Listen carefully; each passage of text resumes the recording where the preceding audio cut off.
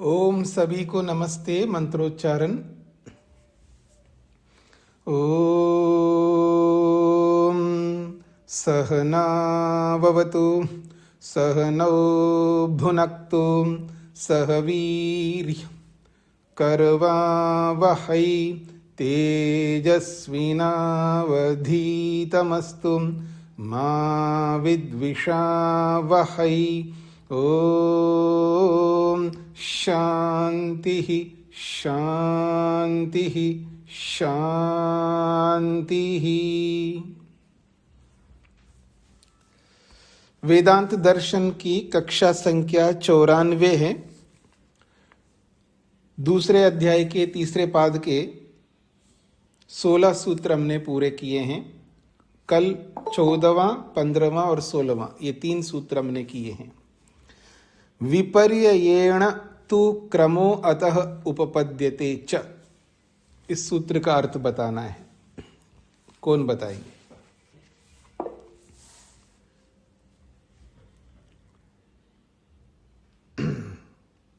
नीरजा जी बोलिए। जी स्वामी जी, प्रसंग चल रहा था पंचमहाभूतों की उत्पत्ति का। उससे आगे कह रहे कि विपरीत क्रम से भी यह साबित हो जाता है कि अन्य शब्द से पृथ्वी को ही लेना चाहिए। विपरीत का उल्टा क्रम का है विनाश। इसलिए और यह इसमें सिद्ध होता है, त्रुटि से और तर्क से भी इसमें स्पष्ट उपलब्ध है। जी। अंतरा विज्ञान मनसी क्रमेण तल्लिंगाद इति चेत न अविशेषात्। नरेंद्र पाल जी। नमस्ते स्वामी जी। जी। सृष्टि कर्म के अंदर परमात्मा और आकाश के बीच में जो सृष्टि कर्म है, इसमें विज्ञान रूपी बुद्धि और जो हमारी इंद्रियां हैं, इनका भी उत्पन्न होती रहती है और इनका विनाश होता रहता है। इस कर्म में ये नहीं दिया गया है, तो इसके बारे में मैं प्रश्न करता कि इसको भी लेना चाहिए। तो उत्तरकर्ता कहता कि इसकी कोई आवश्यकता नहीं है, क्योंकि ये जो है इसमें कोई अविरोध नहीं है। जो जैसे उत्पत्ति और चल रही है उसमें कोई विरोध नहीं है, इस वजह से इसको नहीं लेने की जरूरत है। जी। चराचर व्यपाश्रयस्तु स्यात् तद अव्यपदेशो नहीं। चराचर व्यपाश्रयस्तु स्यात् तद व्यपदेशो भाक्तः तद भाव भावित्वात्। हाँ जी, शकुंतला जी। हाँ, नमस्ते स्वामी जी। जी। यहाँ पर स्थावर और जंगम शरीरों का विषय लेकर बताया है कि चराचर और जंगम शरीरों के आश्रय से जीवात्मा का जन्म होना और मृत्यु होना बताया जाता है। परंतु यह जो कहा जाता है यह गौण रूप से कहा जाता है, क्योंकि जीवात्मा तो नित्य है, अजर है, शाश्वत है और पुराण है। तो ऐसा जीवात्मा जन्म या मृत्यु को प्राप्त नहीं होता है। परंतु जैसे वृक्ष का उदाहरण देकर बताते हैं कि वृक्ष के मूल में चोट कर दी जाए तो वह सूख जाता है। यदि उसकी एक शाखा से भी आत्मा निकल जाए तो वह शाखा सूख जाती है, और पूरे वृक्ष से निकल जाए तो भी वह सूख जाता है। तो इस प्रकार से जब जीवात्मा स्थावर शरीर हो या जंगम शरीर हो, उसमें जब प्रवृत्त होता है, अर्थात जब उसका भाव होता है, विद्यमानता होती है, तभी उसका जन्म, और जब वह निकल जाता है तब उसका मृत्यु, ऐसा व्यवहार किया जाता है, और वह व्यवहार गौण है। जी। तो आत्मा का प्रसंग प्रारंभ किया है, जीवात्मा का।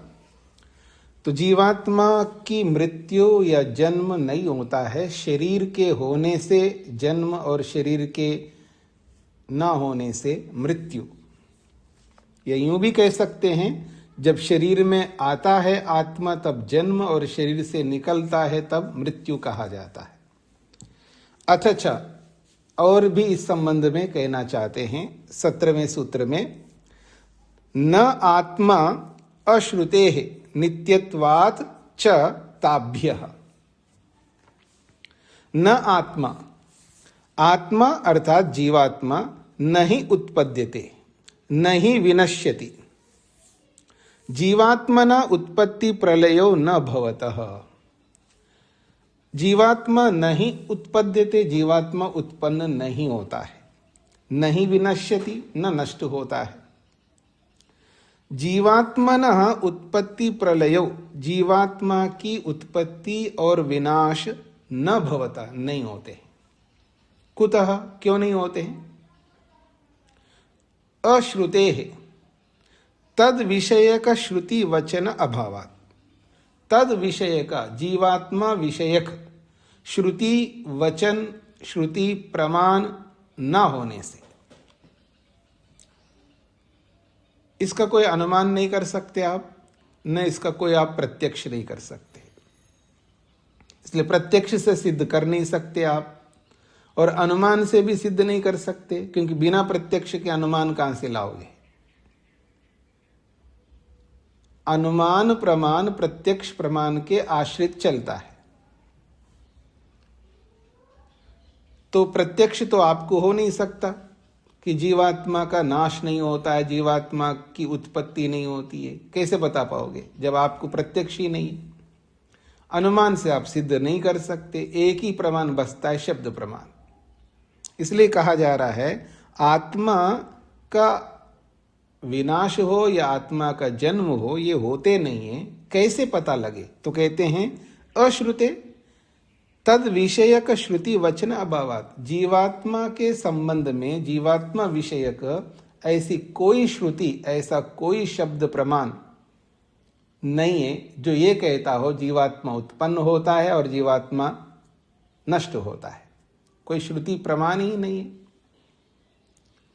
नहीं केवलम एतावत् एव यत् तद विषये श्रुतिर्नास्ति अपितु, कहते नहीं केवलम एतावत् एव, नहीं केवल मात्र इतना ही हो कि उस जीवात्मा विषयक श्रुति नहीं है, अपितु एक और बात है इसके साथ में। क्या?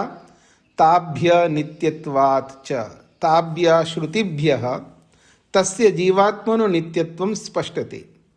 ताभ्य का मतलब है वो जो श्रुतियां हैं, जो जीवात्मा की उत्पत्ति के विषय में, विनाश के विषय में कोई ऐसा श्रुति नहीं है, लेकिन वही श्रुतियां ये भी कहती है क्या? जीवात्मनो नित्यत्वम, जीवात्मा के नित्यता को स्पष्टते, उसकी स्पष्ट वर्णन करती है श्रुति। जीवात्मा उत्पन्न नहीं होता, विनाश को प्राप्त नहीं होता, ये तो श्रुतियां है ही नहीं है उसकी उत्पत्ति और विनाश के बारे में। लेकिन श्रुतियां ये भी है कि जीवात्मा उत्पन्न नहीं होता, विनाश को नहीं प्राप्त होता, बल्कि वो नित्य है, ऐसा श्रुति स्पष्ट करती है। तद यथा, जैसा कि न जायते म्रियते वा विपश्चित। विपश्चित, ये जो विपश्चित आत्मा है, ज्ञानी, विपश्चित कहते हैं ज्ञानी आत्मा को। आत्मा की विशेषता क्या है जी? वो विपश्चित है, वो ज्ञानी है, अनुभव करता है, चेतना है उसके अंदर। यही जीवात्मा की विशेषता है। चेतना कहो, अनुभूति कहो, एक ही बात है। याद रखना, ये जो चेतना है ये अनुभूति का स्वरूप है। चेतनत्व का मतलब है अनुभूति करना, अनुभव। ये केवल मात्र चेतन वस्तु ही कर सकती है, अनुभव। यही उनकी चेतनत्व है, उनका चेतनत्व यही है कि वो अनुभव करते हैं। ये जो विपश्चित है, ये जो चेतनत्व है, जो ज्ञानी है, वो कैसा है? न जायते, वो उत्पन्न नहीं होता है, न म्रियते, न वो मरता है, बल्कि अजह, वो जन्म ही नहीं लेता है, नित्यः, वो नित्य है, शाश्वतः, वो सदा से रहने वाला है, इसलिए अयम पुराना, ये बहुत पुराना है, इससे पुराना कोई है ही नहीं। ये पूरा बता दिया है। अब आदि शंकराचार्य को लेकर के कुछ बातें कही जा रही है। अत्र शांकर भाष्ये यद्यपि जीवात्मा अनुत्पत्ति धर्मा, हाँ जी, अच्छा एक छूट गया, जीवापेतम वाव किल इदम म्रियते न जीवो म्रियते। जीवापेतम वाव किल इदम म्रियते, किला निश्चित रूप से, इदम म्रियते, ये जो शरीर जो मरता है, क्यों मरता है बोला जाता है? जीवापेतम, जीव के अट जाने के कारण से। जीवापेतम, जीव जब शरीर से अट जाता है तब वाव किला निश्चित रूप से, इदम ये जो शरीर है वो म्रियते मर जाता है, ऐसा कहा जाता है। न जीवो म्रियते, जीवात्मा नहीं मरता, शरीर मरता है और शरीर उत्पन्न होता है। अत्र शांकर भाष्य, यहां जो शंकराचार्य का भाष्य है, यद्यपि उन्होंने क्या भाष्य किया, जीवात्मा अनुत्पत्ति धर्म, जीवात्मा उत्पन्न धर्म वाला नहीं है, अर्थात वो नित्य है, ऐसा शंकराचार्य ने अर्थ किया है। अपितु स्वतंत्र स्वीकृता, और उसको स्वतंत्र भी स्वीकार किया, वो नित्य भी स्वीकार किया, वो स्वतंत्र स्वीकार किया, अर्थात जीवात्मा एक अलग वस्तु है ऐसा स्वीकार किया। क्या लिखते हैं आदि शंकराचार्य अपने भाष्य में? उनके भाष्य को उद्धृत किया यहां पर, न आत्मा जीवा उत्पद्यते, ये शंकराचार्य का भाष्य है। ये जो इन्वर्टेड कॉमर्स में जो लिखा है ना, ये उन्हीं का है। न आत्मा जीवा उत्पद्यते, ये जो जीवात्मा जो है ये न उत्पद्यते, उत्पन्न नहीं होता है। कुतः, क्यों उत्पन्न नहीं होता है? तो उत्तर देते वो अश्रुते, ऐसी कोई श्रुति है ही नहीं है उसकी उत्पत्ति के विषय में। नहीं अस्य उत्पत्ति प्रकरणे श्रवणमस्ति, उसी को खोल रहे हैं आदि शंकराचार्य। अस्य उत्पत्ति प्रकरणे, इस जीवात्मा के उत्पत्ति प्रकरण में नहीं श्रवणम अस्ति, कोई ऐसा श्रवण होता नहीं है, ऐसी कोई श्रुति है ही नहीं है जो जिसको हम सुन सके कि वो उत्पन्न होता हो।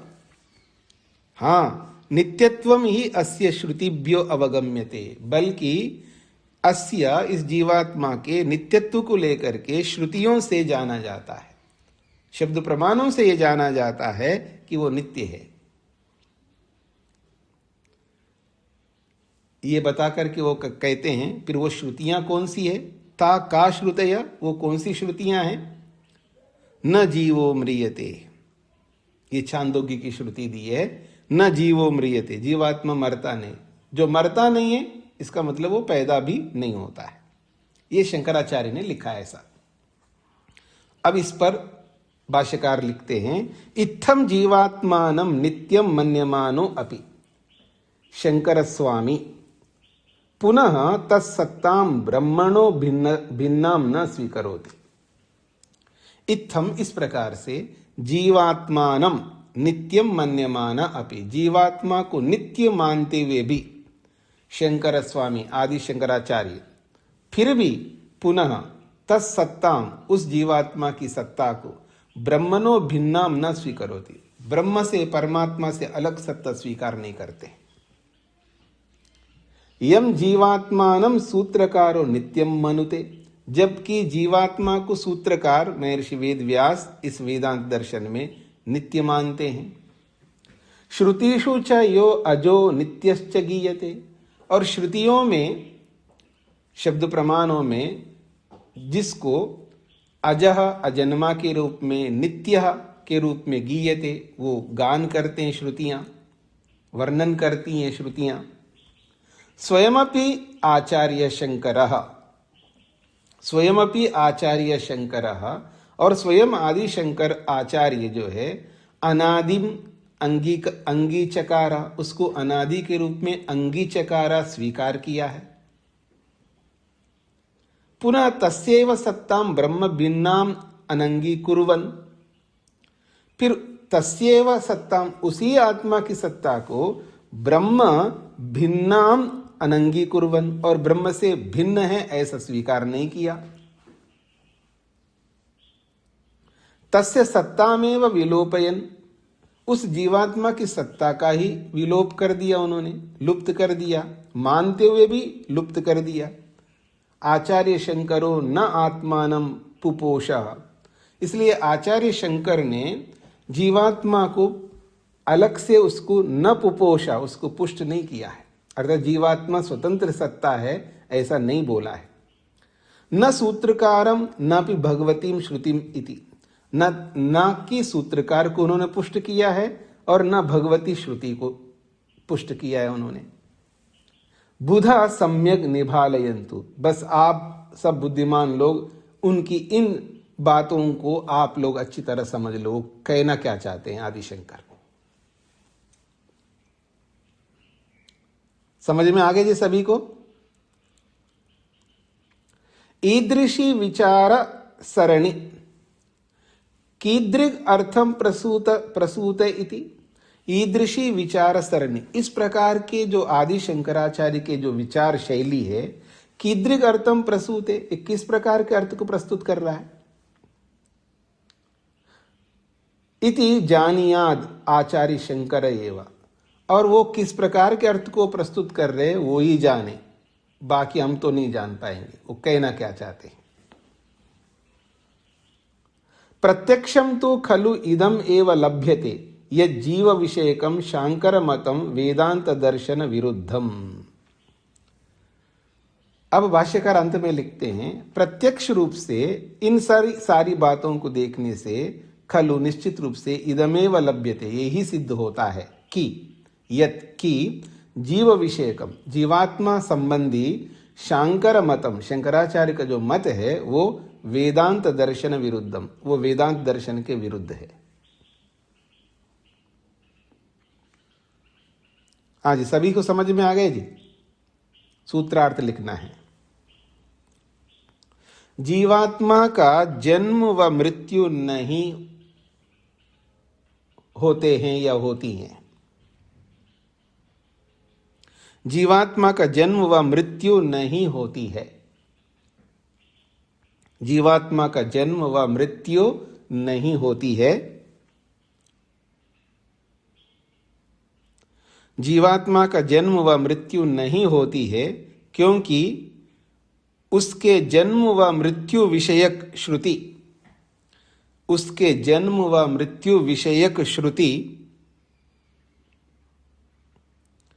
क्योंकि उसके जन्म व मृत्यु विषयक श्रुति, क्योंकि उसके जन्म व मृत्यु विषयक श्रुति उपलब्ध न होने से,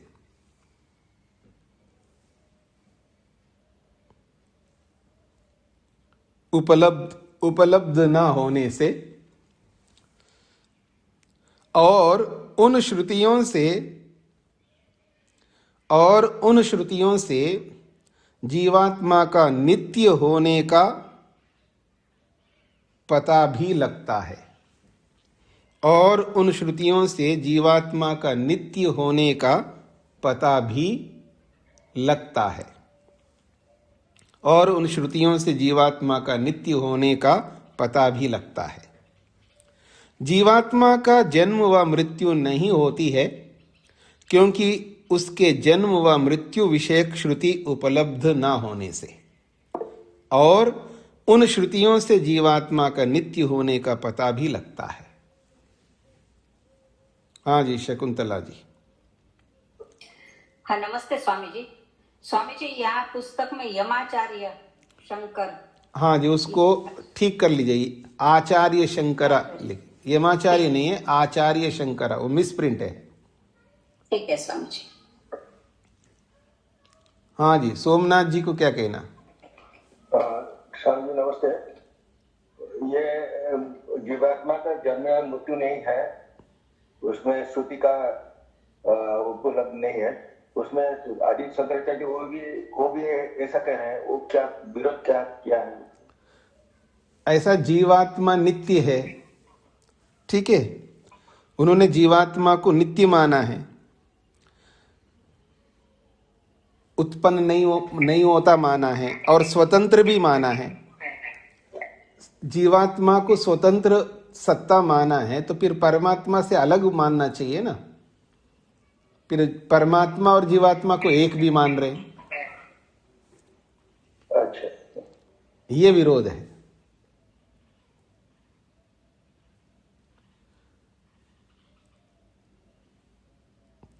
आगे बढ़ूं जी। ज्यो अत एव, ज्यो अत एव, अत एव इसीलिए वो ज्या है, इसलिए वो चेतन है, इसलिए वो ज्ञानी है, इसलिए वो अनुभव युक्त है। अत एव ज्यः, अतः कारणाद एव स जीवात्मा अनुत्पत्ति धर्म अविनाश धर्म च सन ज्ञानवान चेतनः अभौतिको अभिधीयते सिद्ध्यते च। अतः कारणादेव, इसीलिए वो नित्य है। जीवात्मा कैसे वो नित्य है और न मरता है और न उत्पन्न होता है, इसी कारण से स जीवात्मा अनुत्पत्ति धर्म, इसलिए वो अनुत्पत्ति धर्म वाला है। अर्थात जीवात्मा में कौन सा धर्म है? उत्पन्न न होने का धर्म है।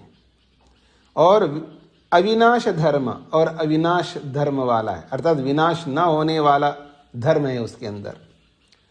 और अनुत्पत्ति धर्म वाला, अविनाश धर्म वाला होकर ज्ञानवान, वो ज्ञानवान भी है, इसलिए वो चेतना, वो चेतन है।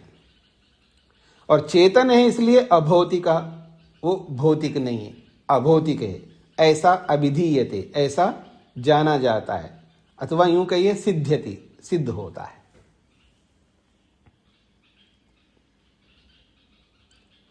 प्रमाण दे रहे हैं, अथ यो वेद इदम जिघ्राणि इति स आत्मा। बड़ी अच्छी बात कही है।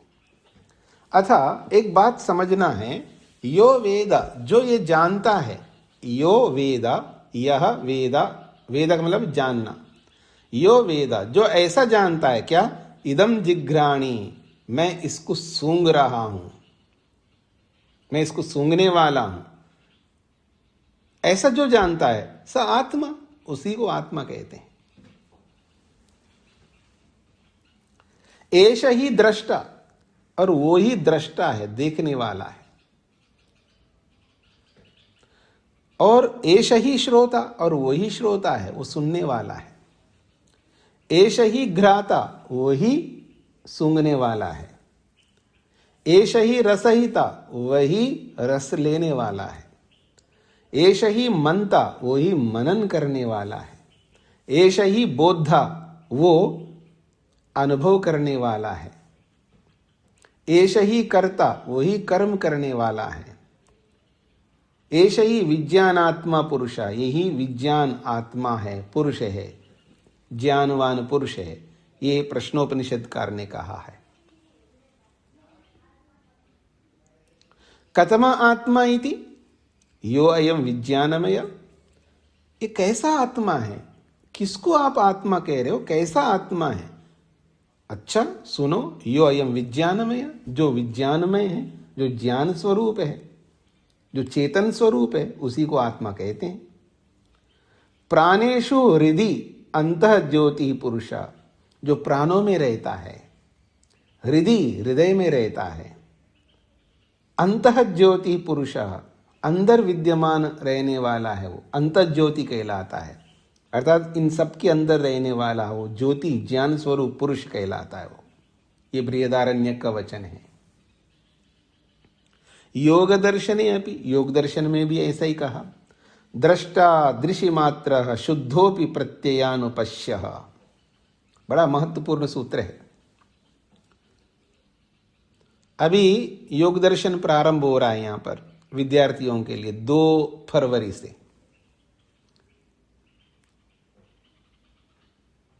पौने 11 से पौने 12 तक। जिन्होंने नहीं पढ़ा हो वो वहां पर सुन सकते हैं, भोजन से पहले दिन में। तो कहते हैं दृष्टा दृश्य मात्र, ये जो दृष्टा है, देखने वाला है, वो कैसा है? दृश्य मात्रा, बस केवल देखने का स्वरूप रखता है, कुछ नहीं कर सकता वो, बस केवल देखता है, वो भी दूर से। शुद्धो अपि, वो बिल्कुल शुद्ध होकर के देखता है। शुद्धो अपि का मतलब है वो शुद्ध होकर के देखता है। रूप को, रस को, गंध को, स्पर्श को, शब्द को, पांचों विषयों को मात्र देखता है। आप आंखों से जो भी रूप ग्रहण करते हैं, नेत्रेंद्रियों से जो भी रूप ग्रहण करते हैं, और रूप को ग्रहण करके नेत्रेंद्रिय मन को देती है। नेत्रेंद्रिय रूप को ग्रहण करके मन को दे देती है, और मन में वो रूप आया हुआ होता है, उसको जीवात्मा बस मात्र देखता है, वो रूप आत्मा में नहीं जाता है। बताएंगे आप में से कोई क्यों नहीं जाता वो रूप आत्मा में? देखता हूं मैं।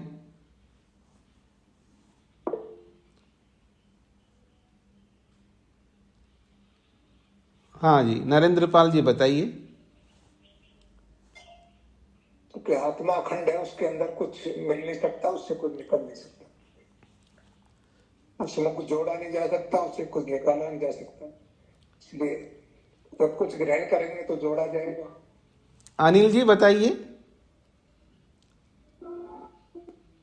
स्वामी, परमात्मा अपरिवर्तनशील, आत्मा अपरिवर्तनशील है, तो कोई परिवर्तन तब तो मन के सानिध्य से ही देखता है, सब कार्य करता है। तो पहली बात कही आपने, अपरिवर्तनशील है, इसको कहते अपरिणामी। और दूसरा विशेषण कौन बताएंगे? युधिष्ठिर जी।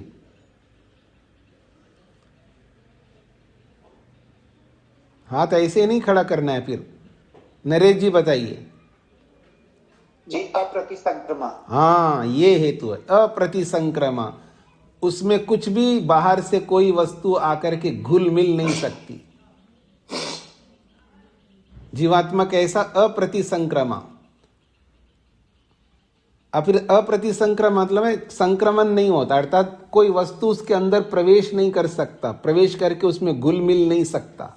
जैसे चीनी दूध में जाकर के घुल मिल जाती है, भौतिक वस्तु एक दूसरे के साथ घुल मिल जाते हैं, लेकिन जीवात्मा में कोई आकर के घुल मिल नहीं सकती, अप्रतिसंक्रमा है।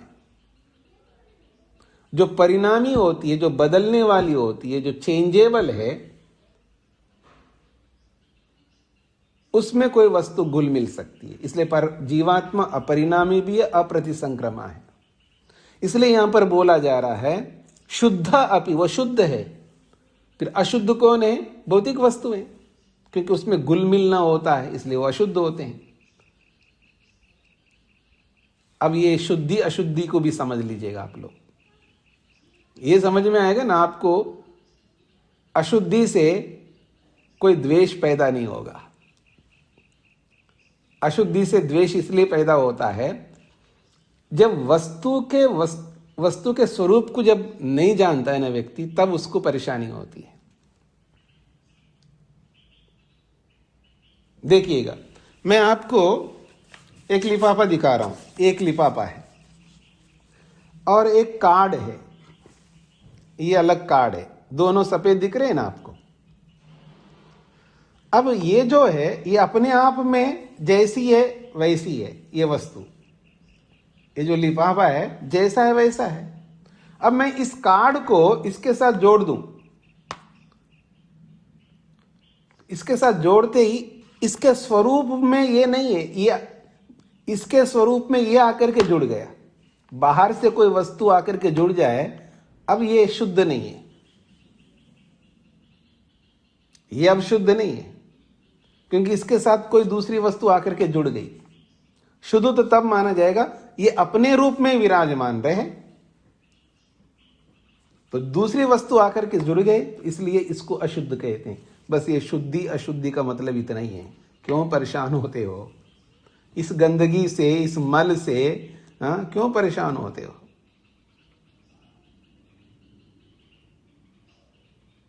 वो तो होना ही है, क्योंकि जड़ वस्तुएं आपस में मिलेंगी, प्रतिसंक्रमण होगा उसमें, उससे आपको परेशानी नहीं होनी चाहिए। हाँ, मैं एक आत्मा हूं, मेरे में आकर के कोई वस्तु घुल मिल नहीं सकती, इसलिए परेशानी किस बात की है मेरे को, क्यों परेशान हो? मुझे परेशानी तो होगी, जो दुर्गंध आई आती है, क्या करूं? वो शरीर के कारण से आती, कोई बात नहीं, थोड़ा सा दूर हो जाओ, और क्या होना है, दूर हट जाओ वहां से, वहां मत रहो, उसको मत देखना। देखना पड़ता है तो देख करके फिर दुखी मत होना, बाकी परेशानी की कोई बात ही नहीं है। इसलिए कहा शुद्ध अपि, जीवात्मा अपने आप में शुद्ध है, अर्थात उसमें कुछ घुल मिल नहीं सकता था, शुद्ध है। फिर करता क्या? दृष्टा, वो केवल मात्र देखता है। दृश्य मात्र, वो केवल देखने का ही स्वरूप रखता है, उसमें कुछ भी नहीं जा सकता है। हाँ जी शोभा जी, अगर रुपए आपके पास रहे या नरेश जी के पास रहे, फर्क क्या पड़ता है? नहीं पड़ता है ना, लेकिन पड़ता है। बहू के पास पैसे और सास के पास ना रहे, हाँ, ये सास के पास पैसे रहे और बहू के पास ना रहे, भाई के पास रहे, और देखो ये सब हमारा केवल कथन मात्र है। जब वास्तविकता सामने आती ना, तब सब परेशान होते हैं। भाई के पास रहे या मेरे पास रहे, क्या फर्क पड़ता है? भाई के पास है, मेरे पास नहीं है, मेरे को दुखी नहीं होना, लेकिन आदमी दुखी होता है, नहीं उसके पास ज्यादा है, मेरे पास नहीं है, मेरे पास कम है। अब देखना आदमी कितने दुखों से ग्रस्त है बिना मतलब का, इसे कुछ फर्क नहीं पड़ता है। जिसके पास है उसको कोई फर्क होने वाला नहीं है, जिसके पास नहीं उसको भी कोई फर्क नहीं होना। ये सब ज्ञान की कमी है। ये अंतर आता कहां पर है? बुद्धि में आ रहा है। आत्मा में तो कोई अंतर आने का ही नहीं है, और बुद्धि में अंतर आने से आत्मा का कुछ बिगड़ना नहीं है। क्या आश्चर्य है ना मनुष्यों की। तो इसलिए कहा दृष्टा, वो दृष्टा मात्र है, बस देखता है, बस दूर से, इसलिए दृश्य मात्र है, इसलिए वो देखने का ही स्वरूप वाला है। और देखता कैसे? प्रत्यय अनुपश्य, ये बड़ा अच्छा विशेषण है, प्रत्यय अनुपश्य। प्रत्यय कहते हैं ज्ञान। कैसा ज्ञान? रूप का ज्ञान, रस का ज्ञान, गंध का ज्ञान, स्पर्श का ज्ञान, शब्द का ज्ञान, जो भी रूप रस गंध स्पर्श शब्द 5 विषय मन के अंदर आए, और उनका जो ज्ञान मन में आया हुआ है, मन में आए हुए ज्ञान को अनुपश्य, बाद में देखता है। पहले मन में आता है, बाद में ये देखता है, इसलिए उसको प्रत्ययानुपश्य कहते हैं। बाद में देखने वाला, पश्चात अनुभव करने वाला है वो। जब ये बोध हो जाए ना, तो आदमी के बहुत सारे दुख दूर हो जाएंगे। बिना मतलब दुखी रहता है व्यक्ति, सहन नहीं कर सकता। अच्छा, भाई के पास जमीन है, मेरे पास नहीं है, वो मेरे को क्यों नहीं दे रहा? मेरे को देना चाहिए, वो नहीं दे रहा है तो मैं केस डालूंगा उस पर। क्या करोगे? नहीं दे रहा है तो शांत रहो, अपना काम करो ना, मेहनत करो, खुद पालो। भगवान ने बुद्धि दी है, सब कुछ दिया है, मेहनत करो, पुरुषार्थ करो। ठीक है, उसने अन्याय किया तो उसका जवाब आप कुछ नहीं कर सकते। केस करके अपने आप को परेशान करना है, फिर न्याय ही नहीं होगा। अरे न्याय तो परमात्मा करेगा ना, आप क्यों चिंता करते हो? अगर वो आसानी से देता है तो मान लो, ले लो, नहीं देता है तो छोड़ दो, दुखों से बचे रहोगे। और खुद पर भरोसा करो, मेहनत करो, पुरुषार्थ करो, प्राप्त कर लो। जो मेरे में इतना सामर्थ्य नहीं, मैं प्राप्त नहीं कर सकता, धरे रहो, वैसे रहो। फिर जब वो दे ही नहीं रहे तो क्या करोगे? केस डाल करके लोगे तो कितना दुख मिलेगा। केस डालने से वकील को खिलाना पड़ेगा, वो भी खिलाएगा, आप भी खिलाओगे।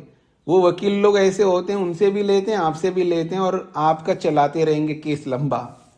और आप मोटी भाषा में कहूं, लुटपिट करके जब समझौता पर आप खुद आ जाओगे। जब समझौते पर आना है तो पहले से आ जाओ ना। ए भगवान, आदमी क्या क्या पापड़ पेलता रहता है बिना मतलब का। यही ज्ञान की कमी है। तो आगे बढ़ता हूं जी मैं। ज्यो अतः एव, सूत्रार्थ, वह आत्मा उत्पन्न नहीं होता है, वह आत्मा उत्पन्न नहीं होता है,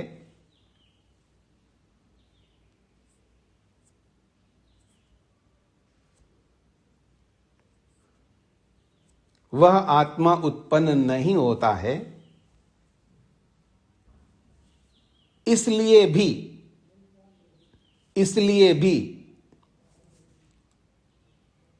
अभौतिक चेतन स्वरूप है, इसलिए भी अभौतिक चेतन स्वरूप है।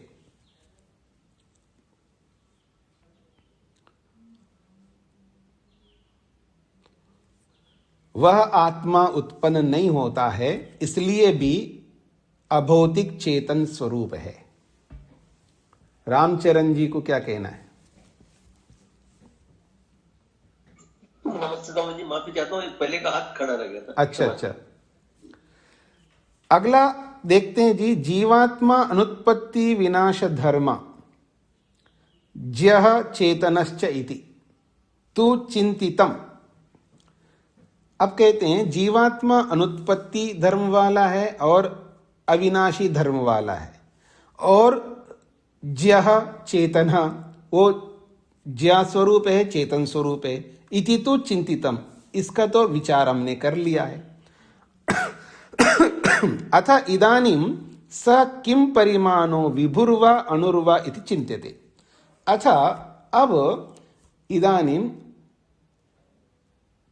इस समय, अर्थात उसके बाद, सह, वो जो जीवात्मा है, किम परिमाण, वो किस परिमाण वाला है, अर्थात विभुर्वा अणुर्वा, वो विभु स्वरूप है या अनुस्वरूप है, इति चिंत्यते, इसका विचार किया जाता है। जीवात्मा उत्पन्न नहीं होता, विनाश को प्राप्त नहीं होता, वो चेतन स्वरूप है, इसका तो हमने विचार कर लिया। अब इसके आगे उसका परिमाण को लेकर के विचार करते हैं, क्या वो विभु है या अनुस्वरूप है। सकलु उत्क्रांति गत्यागतीनाम, सकलु उत्क्रांति गत्यागतीनाम, बहुत महत्वपूर्ण है। ये इतने सारे सूत्र हैं, इन सबसे जीवात्मा परमात्मा से अलग सिद्ध होता है, फिर भी ये वेदांती लोग क्यों ब्रह्म को, जीव को अलग नहीं मानते। उत्क्रांति गति अगतीना, गत्यागतीना, गति आगतीनाम, ऐसा है। उत्क्रांति एक बात, गति दूसरी बात, फिर आगति तीसरी बात, तीन हेतु दिए हैं। उत्क्रांति गति आगतीना। उत्क्रांति, उत्क्रांति का क्या अभिप्राय है? शरीर निष्क्रमणम उत्क्रांति। उत्क्रांति का मतलब है शरीर से निकलने को उत्क्रांति कहते हैं। जब आत्मा शरीर से निकलता है उसको कहेंगे उत्क्रांति। उत्क्रांति अर्थात शरीर निष्क्रमणम, शरीर से निकलना। ये एक हेतु है। दूसरा है गति। गति का मतलब गमनम, गमन को गति कहते हैं, अर्थात अन्यत्र गमनम, दूसरे स्थान को जाना। एक स्थान से दूसरे स्थान को जाने को गमन कहते हैं। गति का अभिप्राय यही है। अगर आपसे कोई पूछे गति का मतलब क्या होता है, गमनम का मतलब क्या होता है, तो आपको कहना है अन्यत्र गमनम, एक स्थान से दूसरे स्थान को जाने को ही गमन कहते हैं। ये दूसरा हेतु है। तीसरा हेतु है आगति। आगति का मतलब है आगमनम, दूसरे स्थान से यहां पर आना, अलग स्थान से यहां पर आना, इसको कहते आगमनम। इसी को खोला है स्थानांतर आगमनम, एक स्थान से दूसरे स्थान को आने को आगमन कहते हैं। ये तीन हेतु दिए हैं। एवं निष्क्रमण गमन आगमनानाम जीवात्म धर्मानाम प्रतिपादनात् किल जीवात्मा अनुपरिमाणो अर्थात आपद्यते। एवं इस प्रकार से निष्क्रमण गमन आगमनानाम, एक निष्क्रमण है निकलना, एक है एक स्थान से दूसरे स्थान को जाना गमन, और तीसरा है आगमन, दूसरे स्थान से इस स्थान पर आना। ये तीनों जीवात्म धर्मानम, ये तीनों ही जीवात्मा के धर्म है। और ये तीनों जीवात्मा के धर्मों का प्रतिपादनात्, शास्त्र में श्रुति में प्रतिपादन होने से, वर्णन होने से, किला निश्चित रूप से जीवात्मा अणुपरिमाण, जीवात्मा अणुपरिमाण है ऐसा अर्थात आपद्यते, अर्थापत्ति से सिद्ध होता है। अर्थापत्ति एक प्रमाण है, अनुमान प्रमाण है। अर्थापत्ति क्या है? जब निकलना बोला जा रहा है, निकलता वही है जो एक जगह रहता है। एक जगह रहता है ऐसा सीधा नहीं बोला है आत्मा को, याद रखना। पर क्या बोला है? निकलता है बोला है। अब निकलता वो है जो एक जगह रहता है, ये अर्थापत्ति से सिद्ध होता है। निकलता है इससे जो सिद्ध होता है उसको अर्थापत्ति कहते हैं। एक से दूसरे को जान, जैसे बादल के होने पर बरसात होती है। बादल को देख करके बरसात को जान रहे हैं, सीधा बरसात होते हुए देख नहीं रहे हैं, लेकिन बादल को देखा, बादल है तो बरसात होगी, बादल है तो बरसात होगी। ठीक है जी। लाइट नहीं जल रहा है जी, आज भी देखा है, कल भी देखा था, 3 दिन पहले भी देखा, रोज देख रहा हूं मैं, यहां लाइट ही नहीं जल रहा। इसका मतलब घर में कोई नहीं है। एक अर्थ से दूसरे अर्थ को जानना अर्थापत्ति कहते हैं। तो कहते हैं अर्थादापद्यते, ये तो अर्थापत्ति से सिद्ध हो रहा है।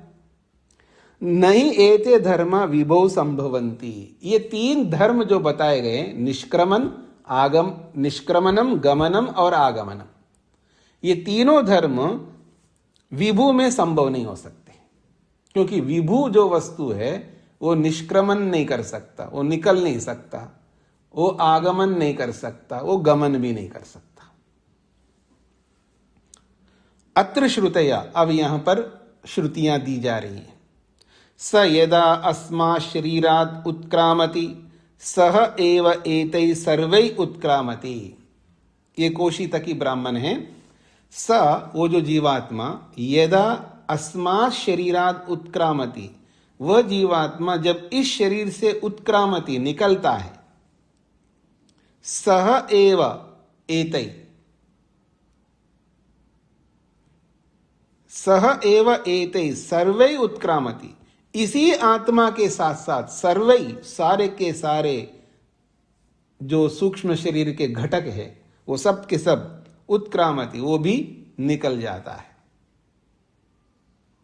जीवात्मा के निकलने के साथ साथ उसी के साथ सूक्ष्म शरीर भी, वो भी निकल जाता है। इति उत्क्रांति, इस प्रमाण से उत्क्रांति दिखाई है, अर्थात निकलने को बताया गया है।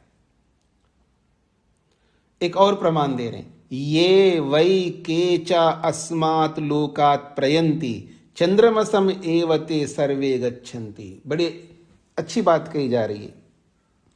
ये वै केचा, वै निश्चित रूप से, ये जो, के कौन, वो कौन है ऐसे, या वो कौन लोग हैं जो अस्मात् लोकात् प्रयंति, इस पृथ्वी लोक से प्रयंति, मर करके, शरीर छोड़ करके, प्रयंति, निकल जाते हैं। और निकल के कहाँ जाते हैं? चंद्रमसम एवते सर्वे गच्छन्ति, वो सब के सब चंद्रमा के पास जाते हैं।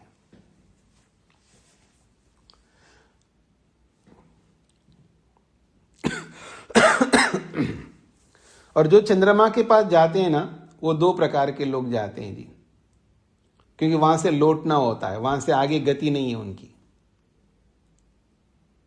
अधिक से अधिक चंद्रमा तक जा सकते हो,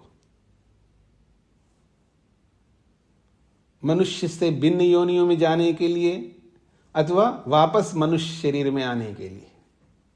और वापस मनुष्य शरीर में भी वो शरीर जो, हाँ जी शकुंतला जी, आपका जो पोता है ना, अंबानी के घर पे पैदा नहीं हुआ है। कोई आपका पोता है क्या? नहीं है। पोती?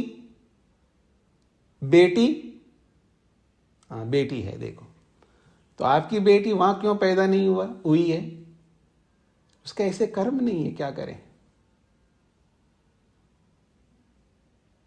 बाकी लोग एक टक देख रहे हैं, आपके हैं क्या ऐसा कर्म? किसी के नहीं है। अरे आपके ही नहीं है, मेरे भी तो नहीं है ना। तो इसका मतलब यह है कि आज जो हम भोग रहे हैं, जो भी अच्छे फल आपको कहते हैं, हाँ भगवान की कृपा है, मैं स्लम में पैदा नहीं हुई, हाँ बुग्गी झोपड़ियों में नहीं पैदा हुए, जो जिसके पास कपड़े लगते कुछ नहीं है, ऐसे रहते हैं, खाना नहीं है, वहाँ तो पैदा नहीं हुए, कम से कम अच्छे घराने में पैदा हुए हैं। ये तो भोग रहे हैं आप लोग पिछले जन्म के कर्मों का फल। कुछ कर लो नेक, ताकि इससे भी बढ़िया जन्म मिले। मेरी ख्वाहिश है कि मैं जब पैदा होऊंगा ना, तो ऐसा घर में पैदा हो जैसे बड़े बड़े लोग होते हैं। ऐसा आपके अंदर ख्वाहिशें होनी चाहिए। नहीं होंगी तो कोई मतलब नहीं। केवल ख्वाहिशें नहीं रखनी है, इच्छाएं कामना नहीं रखनी है, उसके लिए मेहनत करना पड़ता है। मेरे से बहुत लोग बोलते रहते हैं आशीर्वाद दो। अरे क्या आशीर्वाद दूं जी आपको? क्या आशीर्वाद दूं? आपकी सारी मनोकामनाएं पूर्ण हो। कैसे होंगे आपकी सारी मनोकामनाएं? मेहनत करोगे तो होगा ना, कर्म करने होंगे। तो चंद्रमा के पास जाकर के वापस लौट के आते हैं हम सब लोग, फिर इसी दलदल में फंसेंगे। अगली बात, तपः श्रद्धे ये ही उपवसंती अरण्ये शांता विद्वांसो भैक्षचर्याम चरंतः। बड़ी बात कही जा रही है। तपः श्रद्धे, तपस्या करते हुए और अपने आप पर, साधनों पर और ईश्वर पर जो श्रद्धा रखते हैं। याद रखना, आदमी अपने आप पर श्रद्धा नहीं रख सकता तो वो दूसरे के प्रति क्या रख पाएगा? जो खुद पे अपने आप में श्रद्धा नहीं है उसकी, वो दूसरे पे श्रद्धा कैसे रख पाएगा? अपने आप पे भी श्रद्धा रखनी होती है, साधनों पर भी श्रद्धा रखनी होती है। जो साधन आपको मिले वो साधन मेरे को पहुंचाएंगे अपने लक्ष्य तक, ये आपको श्रद्धा नहीं है, इसलिए रोना रोता है आदमी। ये जितने भी असंतोष युक्त लोग होते हैं ना, असंतुष्ट लोग, मेरे पति ने क्या किया मेरे लिए, मेरी पत्नी ने मेरे लिए क्या किया, मेरे माँ बाप ने मेरे लिए क्या किया, ऐसे रोते रहते सारे लोग, सब लोग रोते रहते। कोई कम रोता होगा, कोई ज्यादा रोता होगा। ये असंतोष का प्रतीक है। तो जो अपने आप पर श्रद्धा नहीं रखता, मुझ में सारा सामर्थ्य है जो मैं अपने लक्ष्य तक पहुंच सकता हूं, और जो भी मेरे पास साधन मिले हुए हैं उन्हीं साधनों से मैं अपने लक्ष्य तक पहुंच सकता हूं, क्योंकि साधन दिए इसीलिए लक्ष्य तक पहुंचने के लिए। ऐसे रोना रोता है आदमी, मेरे को ये नहीं मिला, वो नहीं मिला, अगर ये होता ना मेरे पास तो मैं जरूर करता। अरे जो है उससे तो कर नहीं रहा है, और जो नहीं है उसके लिए कामना कर रहा है व्यक्ति। तो अपने साधनों पर श्रद्धा, अपने आप पर श्रद्धा और परमात्मा पर श्रद्धा रखने वाले जो तपस्वी लोग हैं, यही उपवसंती अरण्य। और रहते कहाँ हैं? अरण्य में। अब अरण्य तो आज नहीं है, तो आश्रमों में रहना पड़ेगा आपको, घर में नहीं रह सकते हो आप। जिसकी जिम्मेदारी पूरी हो गई वो घर पे नहीं रह सकता, जो रहेगा ना वो पहुंचेगा नहीं, याद रखना। ये शाप है ऋषियों का, मैं तो नहीं दे सकता, इसीलिए ऋषियों के नाम से दे रहा हूं मैं। ठीक है जी। तो कह रहे हैं तपः श्रद्धे यही उपवसंती अरण्य, जो तपस्या से श्रद्धा से अरण्य में निवास करते हैं। और वो कैसे रहते हैं? शांता, बड़े धैर्य रखते हैं, शांत रहते हैं। और विद्वांसः, वो विद्या को ग्रहण किए हुए होते हैं। और करते क्या? भैक्षचर्याम चरंता, वो भिक्षा मांगते हैं, भिक्षाटन करते हैं। और वो जब शरीर छोड़ करके जाते हैं ना, तो कहाँ जाते हैं? सूर्य द्वारेण, चंद्रमा के माध्यम से नहीं, सूर्य द्वारेण, वो सूर्य के किरणों के माध्यम से, ज्ञान रूपी किरणों के माध्यम से वो जाते हैं। ते विरजा प्रयांति, वही लोग विरजा इस रज से, इस सत्वरस्तम के बंधन से मुक्त होकर के प्रयांति जाते हैं मुक्ति में सीधा। इति गति, ऐसा उनकी भी गति बताई गई। यहां से छोड़ करके दूसरे जगह मुक्ति में जाते हैं, ये गति बताई यहां पर।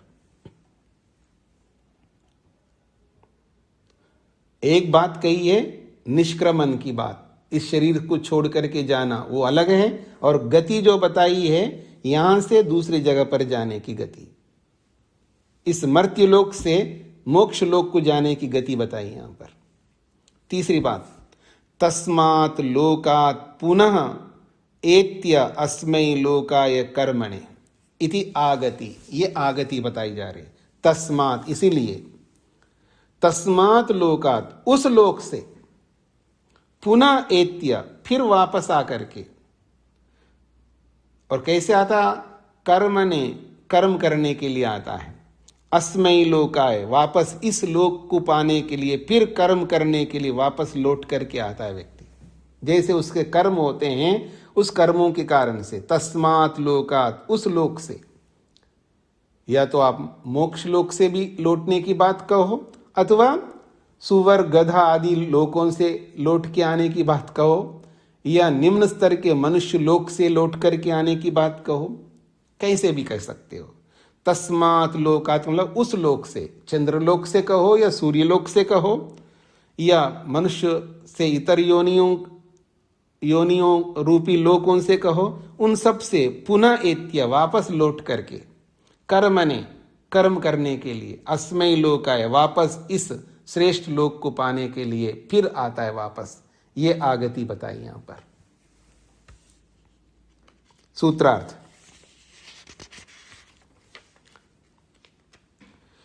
जीवात्मा शरीर से निकलता है, जीवात्मा शरीर से निकलता है,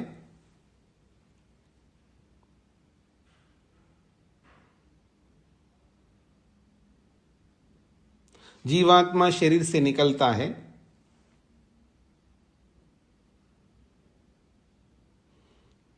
पशु पक्षी आदि शरीरों से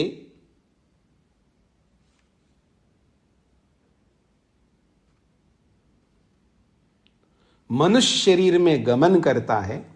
पशु पक्षी आदि शरीरों से निकलकर मनुष्य शरीर में गमन करता है।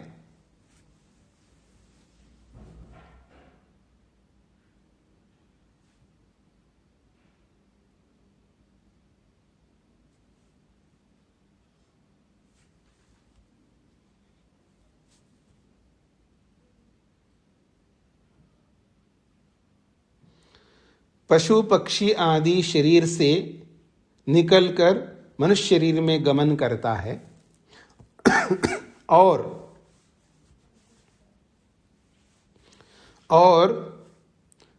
मोक्ष लोक से वापस शरीर में आता है, और मोक्ष लोक से वापस शरीर में आता है। इनसे पता लगता है कि जीवात्मा अनुस्वरूप है। इनसे पता लगता है कि जीवात्मा अनुस्वरूप है।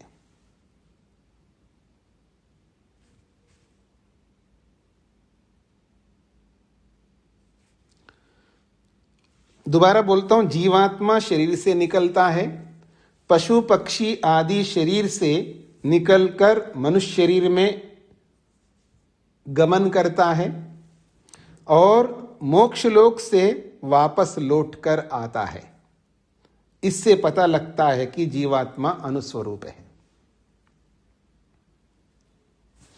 हाँ जी, नरेश जी। स्वामी जी, मुझे पिछले सूत्र में पूछना है, 18वें जी। ये आपने कहा इसमें प्रत्यय अनुपश्य, तो ठीक है, ये तो समझ में आ गया।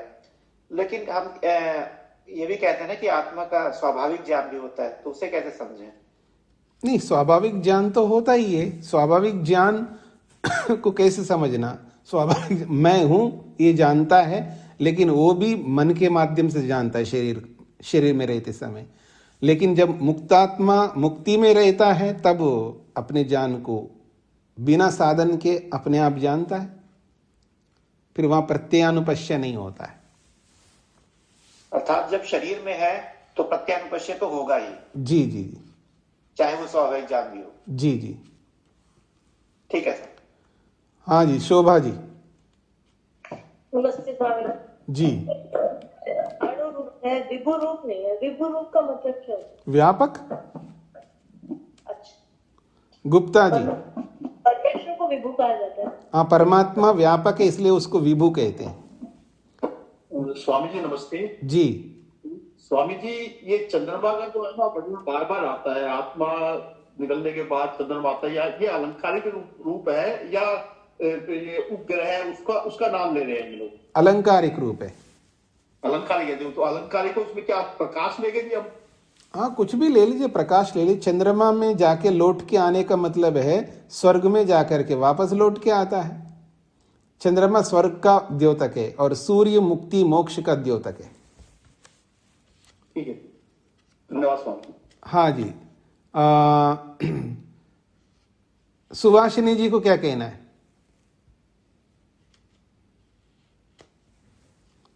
स्वामी जी, एक प्रश्न का उत्तर तो मैं पा लिया।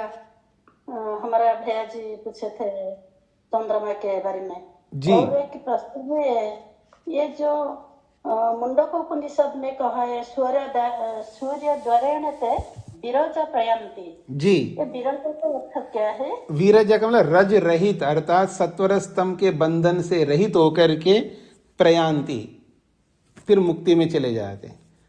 ये जो बंधन का जो शरीर है ना, बंधन जो है वो स्थूल शरीर, सूक्ष्म शरीर, कारण शरीर है।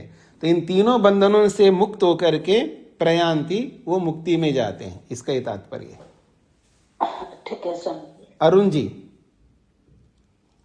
नमस्ते स्वामी जी। स्वामी जी, ये निष्क्रमण और उत्क्रांति एक ही बात है क्या? हाँ जी, हाँ जी जी। सुदेशना जी।